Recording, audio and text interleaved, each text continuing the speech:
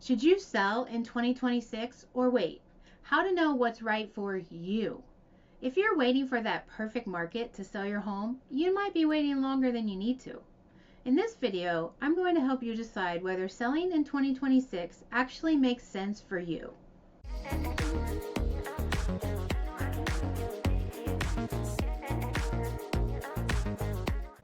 This is Danielle Vinson, your Southwest Ohio real estate expert, and my goal today isn't to rush you or push you into making a decision. It's to help you think clearly and confidently about what's right for you. Selling a home is one of the biggest decisions most people ever make. And for many homeowners, it feels heavy. It's not because they don't have information, but because the home itself holds memories, seasons of life, and emotional weight. If you're stuck, overwhelmed, or unsure about whether to sell or wait, you're not behind. You're just human. And clarity doesn't come from pressure. It comes from asking the right questions.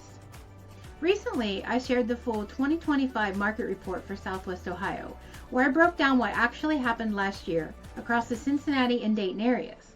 Not the headlines, but the real numbers.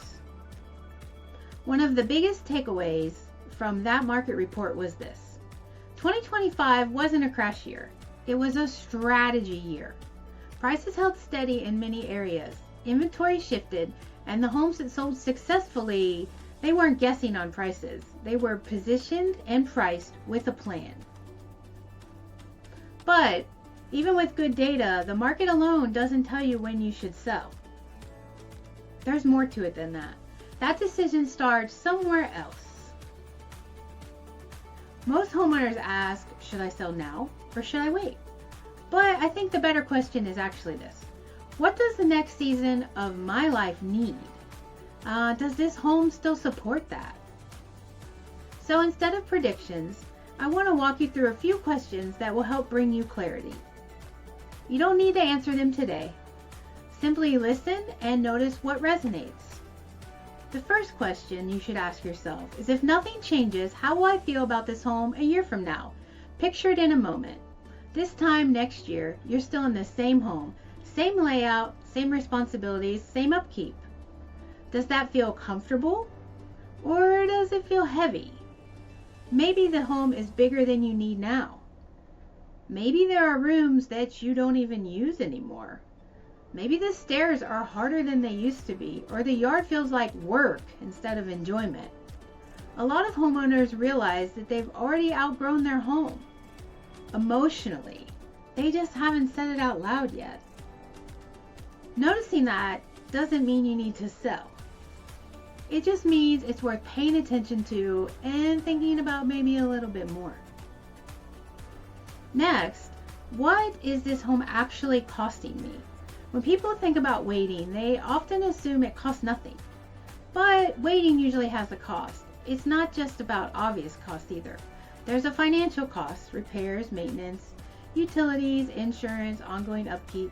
But there's the physical cost: the time and energy it takes to maintain the home that no longer fits your lifestyle.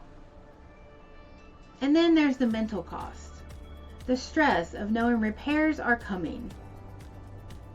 The weight of all the decisions you keep postponing, that could keep you stuck between not ready and not happy.